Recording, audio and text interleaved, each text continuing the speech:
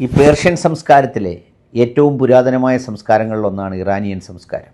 നമ്മുടെ ഇന്ത്യയിലുള്ള മനുഷ്യരുടെ ഒരുപാട് പേരുടെ ജനറ്റിക് സ്ട്രക്ചർ അഥവാ ജീനോം സ്റ്റഡി ഒക്കെ നടത്തി നോക്കിയാൽ അതിൽ നല്ലൊരു ശതമാനം പേരുടെയും ആങ്സിസ്റ്ററൽ ലിങ്ക് അല്ലെങ്കിൽ ആങ്സിസ്റ്ററൽ റൂട്ട് എന്ന് പറയുന്നത് ഇറാനാണ് എന്നാണ് പറയപ്പെടുന്നത്. അത് പല ടെക്സ്റ്റുകളിലും പല ബുക്കുകളിലും ഒക്കെ ഇത് സ്ഥിരീകരിച്ചിട്ടുള്ളതാണ്. ഇറാനെ ഉന്മൂലനം ചെയ്യും, ഇറാനെ ഇല്ലാതാക്കും എന്നൊക്കെ പറയുമ്പോൾ നമ്മുടെ ലോക്സഭാ സെക്രട്ടറി ജനറലായിരുന്ന PDT ആചാര്യ സാർ വലിയൊരു നിരീക്ഷകനും നിരൂപകനും കാര്യങ്ങളെ അവഗാഹമായി മനസ്സിലാക്കുന്ന ഒരാളുമാണ്. അദ്ദേഹം ഈ പശ്ചിമേഷ്യൻ സംഭവത്തെക്കുറിച്ച് പറഞ്ഞത് ലോകക്രമത്തിൽ വേൾഡ് ഓർഡറിൽ വലിയ ഒരു മാറ്റം വരുത്താനുള്ള നാന്ദി കുറിക്കലാണ് ഇറാൻ്റെ ചെറുത്തുനിൽപ്പെന്നാണ് അദ്ദേഹം പറയുന്ന വാക്കുകൾ. കേൾക്കാം. വളരെ സിമ്പിളായിട്ട് ഒരു കാര്യം പറഞ്ഞാൽ, ഈ ഇറാനെ ആക്രമിക്കാൻ അമേരിക്കയ്ക്ക് യാതൊരു കാരണവുമില്ല, ഒരു ജസ്റ്റിഫിക്കേഷനില്ല, അത് നീതീകരണമില്ല, ന്യായീകരണമില്ല. കാരണം ഇറാൻ അമേരിക്കയോട് യുദ്ധം ചെയ്യില്ല, ഇറാൻ അമേരിക്കയെ ത്രട്ടം ചെയ്തില്ല, യാതൊരു വിധമായ രീതിയിലും ഇറാൻ അമേരിക്കയെ അലോസരപ്പെടുത്തിയിട്ടില്ല. പിന്നെ എന്തുകൊണ്ട് അമേരിക്ക ഇറാനെ ആക്രമിച്ചു എന്നുള്ള ചോദ്യത്തിന് ഒരു മറുപടിയില്ല. അതാണ് ഇതിനകത്ത് ഒരു വളരെ കാതലായ പ്രശ്നം. എന്തുകൊണ്ട് അമേരിക്ക ഇറാനെ ആക്രമിച്ചു എന്നുള്ളതിന് ഒരു മറുപടി ആർക്കുമില്ല. ആ ഒരു ചോദ്യം വാസം പറഞ്ഞാൽ ആരും ഒട്ട് ചോദിക്കുന്നുമില്ല. പിന്നെ എല്ലാവർക്കും അറിയാവുന്ന ഒരു കാര്യം എന്ന് പറഞ്ഞാൽ ഇസ്രയേലിൻ്റെ ഒരു താല്പര്യമാണ്. കാരണം ഇസ്രയേലിന് ഇറാൻ എന്ന് പറയുന്നത് അവരുടെ ഒരു നിലനിൽപ്പിൻ്റെ പ്രശ്നമായിട്ടാണ് അവർ കണക്കാക്കുന്നത്. കാരണം ഇറാന് ന്യൂക്ലിയർ ആയുധങ്ങളുണ്ടാവും. ഇറാൻ ശക്തി പ്രാപിച്ചു കഴിഞ്ഞാൽ അത് ഇസ്രയേലിൻ്റെ നിലനിൽപ്പിനെ ബാധിക്കും എന്ന് ഉള്ള അവർക്കുള്ള ഒരു ഭീതി അല്ലെങ്കിൽ അവർക്കുള്ള ഒരാശങ്ക, അതിൻ്റെ അടിസ്ഥാനത്തിലാണ് അമേരിക്ക ഇറാനെ ആക്രമിക്കാൻ ഇറങ്ങി പുറപ്പെട്ടിരിക്കുന്നത്. അത് എത്രത്തോളം ശരിയാണ് എന്നുള്ളത് വാസ്തവത്തിൽ അതിനൊരു മറുപടി പറയണ്ടേ, അമേരിക്ക പറയണ്ടേ? പറയുന്നുമില്ലല്ലോ. ഞങ്ങൾ എന്തുകൊണ്ട് ഇറാനെ ആക്രമിച്ച് ഞങ്ങൾ തകർത്ത് കളയുമെന്ന് പറയുന്നതല്ലാതെ എന്തുകൊണ്ട് നിങ്ങളത് ചെയ്യണം? ഇപ്പോൾ അമേരിക്കയിൽ തന്നെയാണെങ്കിൽ പല ഇൻ്റലക്ച്വൽസും ബുദ്ധിജീവികളും ഒക്കെ ഈ ചോദ്യങ്ങൾ ചോദിക്കുന്നുണ്ട് നിരന്തരമായിട്ട്. എന്തുകൊണ്ടാണ് അമേരിക്ക ഇറാനെ ആക്രമിച്ചത്? അവർ ഒരു വിധത്തിലും നിങ്ങൾക്ക് ത്രട്ടല്ലല്ലോ, അവരൊരിക്കലും നിങ്ങളെ ത്രട്ടം ചെയ്തിട്ടില്ല, ഭീഷണിപ്പെടുത്തിയിട്ടില്ല, നിങ്ങൾക്കെതിരായിട്ട് അവരൊന്നും ചെയ്തിട്ടുമില്ല. അപ്പോൾ പിന്നെ നിങ്ങൾ എങ്ങനെയാണ് അങ്ങനെ ഒരു രാജ്യത്തിനെ ആക്രമിക്കുന്നത്? അതൊരു പരമാധികാര രാജ്യമല്ലേ, ആ രാജ്യത്തിനെ അങ്ങനെ കയറി ആക്രമിക്കുന്നത് എന്തുകൊണ്ട് എന്നുള്ളൊരു ചോദ്യം വാസം പറഞ്ഞാൽ മനുഷ്യരാശിയുടെ മുമ്പിലുള്ള ഒരു ചോദ്യമാണത്. അതെന്നും പ്രസക്തമായൊരു ചോദ്യം തന്നെയാണ്. കാരണം ഒരു ശക്തിയുള്ള രാജ്യം അത്രയും ശക്തിയില്ലാത്ത മറ്റൊരു രാജ്യത്തിനെ ഏത് സമയത്തും എന്ത് കാരണം പറഞ്ഞു ആക്രമിക്കാവുന്ന ഒരവസ്ഥ ഉണ്ടാവുക എന്ന് പറയുന്നത് അത് ലോകത്തിൻ്റെ മുമ്പോട്ടുള്ള ഗതിയെ തന്നെ അത് മാറ്റിമറിക്കുന്നതാണ്. അതുകൊണ്ട് അങ്ങനെയാകുമ്പോൾ ചെറിയ രാജ്യങ്ങൾക്കൊന്നും ഒരു രക്ഷയില്ലാതായിട്ട് മാറി. ഇപ്പോൾ ലോകത്തിൻ്റെ ഏത് ഭാഗത്തും സർവശക്തനായ ഒരു ഭരണാധികാരി, ഒരു രാജ്യത്തിൻ്റെ ഭരണാധികാരി സൈന്യത്തെ വിടുകയും അല്ലെങ്കിൽ മിസൈൽ വിടുകയും ചെയ്യാൻ തുടങ്ങിക്കഴിഞ്ഞാൽ പിന്നെ ഈ ലോകം എങ്ങോട്ടാണ് പോവുക? അത് വലിയ പ്രശ്നമല്ലേ? യഥാർത്ഥത്തിൽ ഉണ്ടായിരിക്കുന്നത് ഇറാനിലുണ്ടായിരിക്കുന്ന ഇതാണ് പ്രശ്നം. ഇറാൻ എന്ന് പറയുന്നത് വളരെ പുരാതനമായ സംസ്കാരം നിലനിന്ന ഒരു രാജ്യമാണത്. അവിടുത്തെ ജനങ്ങൾ ഇപ്പോൾ ഇസ്ലാം മതം പിന്നീട് സ്വീകരിച്ചെങ്കിലും അവരുടെ ഒരു സാംസ്കാരികമായ വേര് എന്ന് പറയുന്നത് വളരെ ആഴത്തിൽ പോയിട്ടുള്ളതാണ്. അവർക്കതിനെക്കുറിച്ച്, ആ ഇറാനിയൻ സംസ്കാരത്തിനെക്കുറിച്ച് അവർക്കെല്ലാം ബോധമുള്ള ആളുകളാണ്. അപ്പോൾ അതുകൊണ്ട് തന്നെ ഇറാൻ അങ്ങനെ പെട്ടെന്ന് അങ്ങനൊന്നും കീഴ്പ്പെടുന്ന ഒരു രാജ്യമേ അല്ല. അതിപ്പം അമേരിക്കയ്ക്ക് ഈ കഴിഞ്ഞ ഒരു 1.5 മാസമായിട്ടത് കൊണ്ടത് മനസ്സിലായിട്ടുണ്ട്. പിന്നെ ഇറാൻ എന്ന് പറയുന്നത് വാസം പറഞ്ഞാൽ ഇപ്പോൾ ജനറ്റിക് സയൻസ് വളരെ ഡെവലപ്പ് ചെയ്തപ്പോൾ മനുഷ്യനുണ്ടായത് കാലം മുതൽ മനുഷ്യൻ ഓരോ സ്ഥലങ്ങളിലേക്ക് കുടിയേറി പാർത്തത് ചരിത്രവും അതിൻ്റെ റൂട്ടും എത്ര കാലം ഒരിടത്ത് താമസിച്ചു, എപ്പോഴവർ മറ്റ് സ്ഥലങ്ങളിലേക്ക് മാറി എന്നൊക്കെ ഉള്ളതിനെക്കുറിച്ചൊക്കെ വളരെ വ്യക്തമായ വിവരങ്ങൾ നമുക്കിപ്പോൾ കിട്ടുന്നുണ്ട്.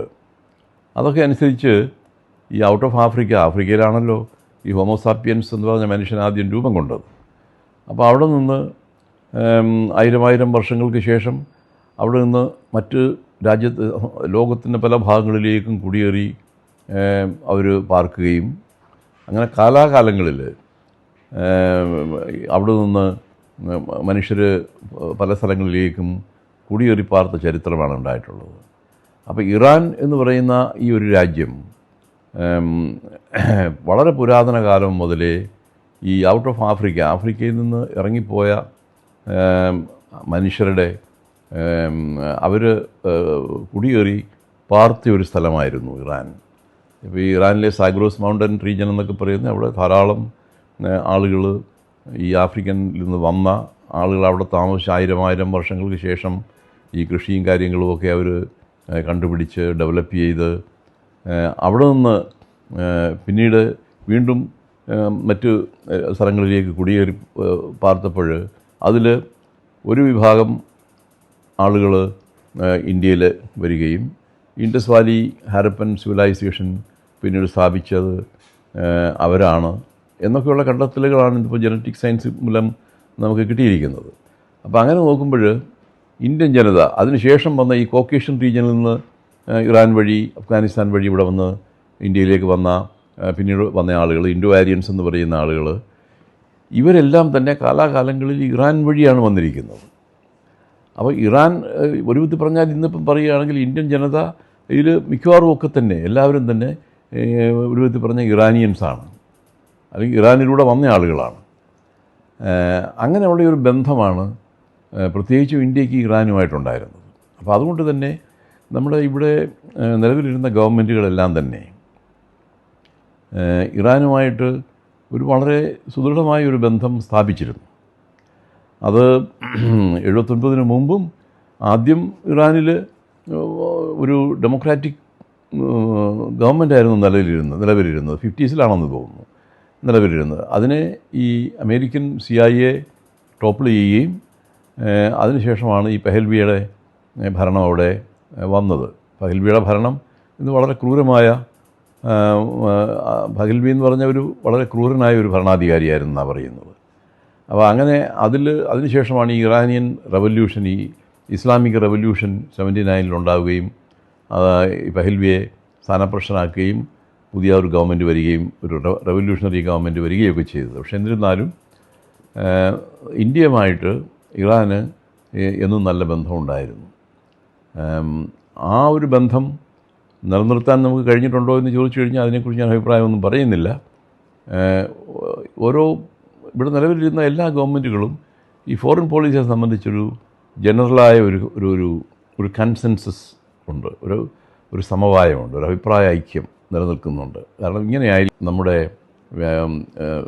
വിദേശ നയം എന്ന് പറയുന്നത്. അപ്പം ആ വിദേശ നയത്തിൻ്റെ ഒരു ഉള്ളടക്കം നഷ്ടപ്പെട്ടു പോകാതിരിക്കുക എന്നുള്ളത് ആവശ്യമാണ്. അത് നഷ്ടപ്പെട്ടു പോയി കഴിഞ്ഞാൽ പിന്നെ ഇന്ത്യക്കൊരു സ്ഥാനമില്ലാതായിട്ട് മാറും. കാരണം ഇന്ത്യക്കെന്ന് പറഞ്ഞു കഴിഞ്ഞാൽ ഒരു വലിയ മോറൽ സ്റ്റാൻഡ് അല്ലെങ്കിൽ ഒരു മോറൽ സ്റ്റാൻഡിംഗ് ഉള്ള ഒരു രാജ്യമായിട്ടാണ് കണക്കാക്കിയിരുന്നത്. 50കളിൽ സൂയസ് കനാലിലും അതുപോലെ ഇൻഡോ ചൈനയിലും ഒക്കെ ഉണ്ടായ ക്രൈസിസുകളിൽ അന്ന് ജവഹർലാൽ നെഹ്റുവും കൃഷ്ണമേനോനും വഹിച്ച പങ്ക് എന്ന് പറയുന്നത് ചരിത്രം രേഖപ്പെടുത്തിയിരിക്കുന്നതാണ്. നമുക്ക് ഒരു ശക്തിയും ഒന്നുമില്ലാതിരുന്ന ഒരു സമയത്ത് പോലും നെഹ്റു എന്ന് പറയുന്ന ഒരു വലിയ മനുഷ്യൻ്റെ ധാർമ്മികമായ ഒരു ഉയർച്ച, ആ ധാർമ്മിക ശക്തി കൊണ്ട് ആളുകളെ സ്വാധീനിക്കാൻ കഴിഞ്ഞ ഒരു കാലഘട്ടമായിരുന്നു അത്. അപ്പോൾ ഇന്ത്യക്ക് 50s എന്ന് പറഞ്ഞു കഴിഞ്ഞാൽ 50കളിൽ ഇന്ത്യക്കൊരു എക്കണോമിക്കലിയൊക്കെ നമ്മൾ വളരെ വീക്കായിരുന്ന ഒരു സമയമാണ്. പക്ഷെ എന്നാൽ പോലും പല ക്രൈസിസും ഉണ്ടായപ്പോൾ അതിലൊക്കെ ഇഫക്റ്റീവായി ഇടപെടുകയും മീഡിയേഷൻ നടത്തുകയും നമ്മൾ ചെയ്തിരുന്നു എന്നുള്ളത് ചരിത്രപരമായ ഒരു വസ്തുതയാണ്. പക്ഷേ ഇന്ന് നമ്മൾ അതിൽ നിന്നൊക്കെ വളരെയധികം മാറുകയും നമുക്കിന്ന് വാസ്തവത്തിൽ ഇഫക്റ്റീവായിട്ട് ഒരു കാര്യത്തിൽ ഇടാൻ വയ്യാത്ത ഒരവസ്ഥയും ഇന്ന് ഇവിടെ ഉണ്ട് എന്നുള്ളതാണ് വാസ്തവം. നമ്മളൊരു സൈഡ് ലൈൻസിൽ നമ്മളിതെല്ലാം ഇരുന്നുകൊണ്ട് ഇത് വാച്ച് ചെയ്യുന്ന ആളുകളായിട്ട് നമ്മൾ മാറിക്കഴിഞ്ഞു എന്നാണ് തോന്നുന്നത്. ഇപ്പോൾ തന്നെ ഇപ്പോൾ ഒരു പ്രത്യേക ലൈനപ്പ് നമുക്കിപ്പോൾ കാണാം. ഈ ഇറാൻ്റെ യുദ്ധത്തിന് ശേഷം ഉണ്ടായ ഒരു ലൈനപ്പാണ് അത്. ചൈന, പാകിസ്ഥാൻ. ചൈനയും പാകിസ്ഥാനും തമ്മിൽ നേരത്തെ തന്നെ ബന്ധമുണ്ട്. പക്ഷെ അതല്ല, ചൈന പാകിസ്ഥാൻ ഇപ്പോൾ ഒരു മീഡിയേഷൻ റോളിലേക്ക് മാറിയല്ലോ. അതും വളരെ അപ്രതീക്ഷിതമായ ഒരു സംഗതിയാണ്. പാകിസ്ഥാൻ ഒരു മീഡിയേഷൻ റോളിലേക്ക് മാറുന്നു എന്നുള്ളത്. അപ്പോൾ ചൈന, പക്ഷേ അത് ചൈനയുടെ സഹായം കൂടാണ്, ചൈനയുടെ അഡ്വൈസും ഉണ്ട് അതിൽ.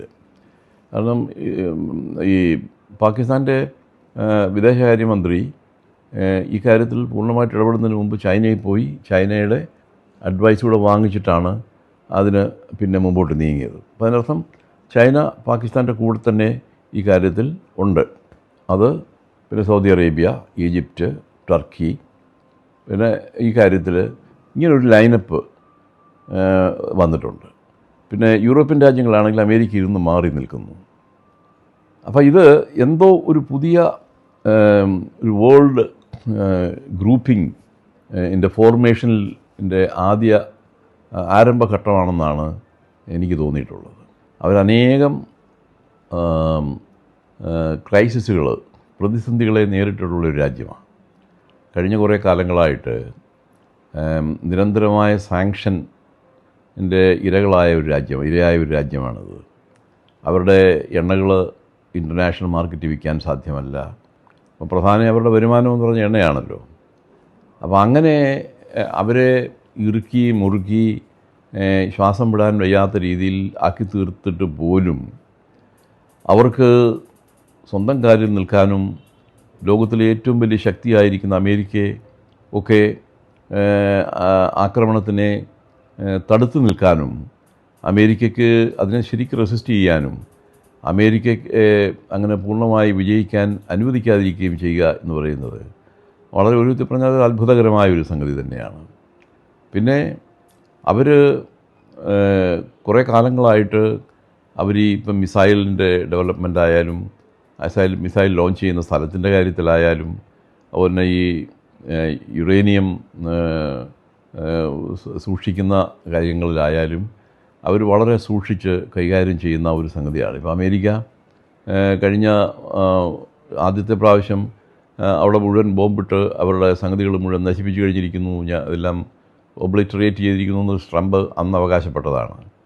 പക്ഷേ പിന്നെയും 400 കിലോഗ്രാം എൻറിച്ച്ഡ് യുറേനിയം, 60% വരെ എൻറിച്ച് ആയിട്ടുള്ള യുറേനിയം അവരുടെ കയ്യിലുണ്ട്. അവരത് എവിടെയോ സൂക്ഷിച്ചിട്ടുണ്ട്. അത് ഇവർക്ക് കണ്ടുപിടിക്കാൻ കഴിയുന്നില്ല എന്ന് പറയുന്നതും, അതുപോലെ തന്നെ ഇൻ്റർകോണ്ടിനെൻ്റൽ ബാലിസ്റ്റിക് മിസൈൽസ് അവർ ലോഞ്ച് ചെയ്യുന്നത് എവിടെ നിന്നാണ് എന്ന് അറിയാൻ വയ്യാതെ വിഷമിക്കുന്ന അമേരിക്കയും ഇസ്രയേലുമാണ് എന്നുള്ളത്. അവർ തുരുതുരെ ഇൻ്റർകോണ്ടിനെൻ്റൽ ബാലിസ്റ്റിക് മിസൈൽ ഇങ്ങനെ നമ്മൾ പടക്കം വിടുന്നത് പോലെയാണ്, അല്ലെങ്കിൽ നമ്മൾ വാണം വിടുന്നത് പോലെയാണ് അവർ ഈ മിസൈൽ തൊടുത്ത് വിടുന്നത്. അതെവിടെ നിന്നാണെന്ന് കണ്ടുപിടിക്കാൻ അമേരിക്കയ്ക്കും കഴിഞ്ഞിട്ടില്ല, ഇസ്രയേലിനും കഴിഞ്ഞിട്ടില്ല. അങ്ങനെ ഒരു സ്ഥിതിവിശേഷമാണ്. അപ്പോൾ അവരത് വളരെ കെയർഫുള്ളായിട്ട്, വളരെ ഇൻ്റലിജൻ്റായിട്ട് അവരത് ഹാൻഡിൽ ചെയ്യുന്നു എന്നുള്ളതിന് തെളിവാണത്.